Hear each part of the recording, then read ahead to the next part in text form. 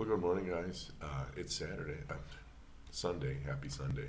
Um, and what is this? Day 5 without coffee.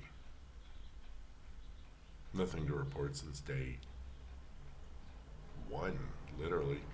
Um, I stopped drinking coffee on Tuesday.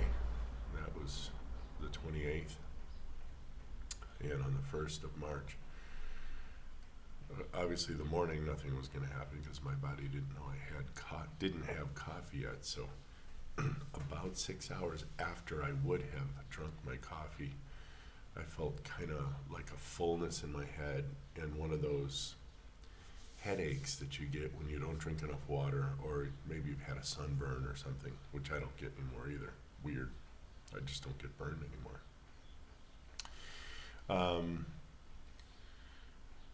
But that went away in about 2 hours. I'd been drinking coffee for 20 years. Of course, a little history. When I had a lot of fat mass, 95 pounds of fat mass, I needed about 700 milliliters of coffee. That's just under 3/4 of a liter. 3/4 of a quart, pint and a half of coffee daily I was drinking. That's 42 grams of coffee beans every day. I was just pouring down my throat. And I still couldn't stay awake in the afternoon. I would fall asleep during class and all that kind of fun stuff. Have to take a nap, 1 hour, 2 hours in the afternoon. Gosh, I haven't done that in almost 2 years, if not longer. So as I started losing my fat mass, obviously I dropped 95 pounds. And all of a sudden, I really couldn't drink more than 350 mil, and I did about half the amount. And I started if I drank more, I'd be leaving half cups. It's kind of like done. Body's done. Don't need any more of whatever it is you're pouring down your throat, kind of thing. And then I reduced that to about a little under a cup. I think it was around 200 milliliters or so. So yeah, substantially less than a cup, about 10% less.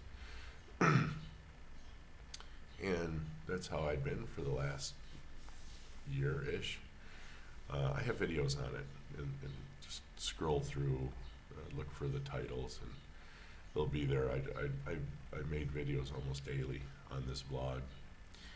And so now, again, I've been coffee-free for 5 days because I wanted to test Anthony Chaffee's idea. And although, unfortunately, I'd been doing HIIT for about a week or so before I stopped coffee, this recovery didn't seem bad.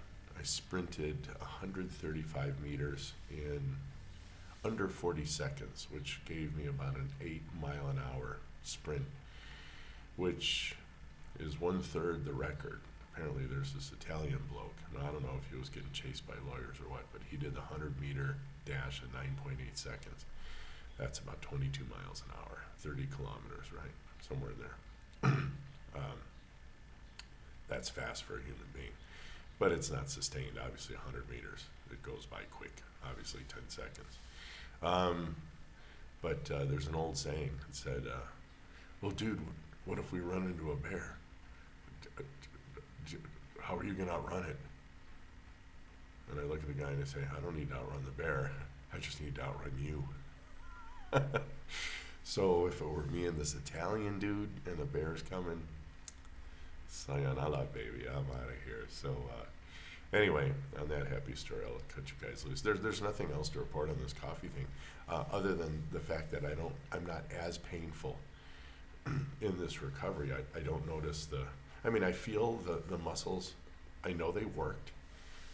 They feel kind of like spent. They worked, but there's no soreness. So again, I won't really find anything out until the 31st of March when I drink a cup and see what it does to my body. Sometimes getting off of a substance isn't like returning to it and finding out what the hell kind of damage there was. All right, so you guys take care. Happy Sunday. We'll chat soon. Be well.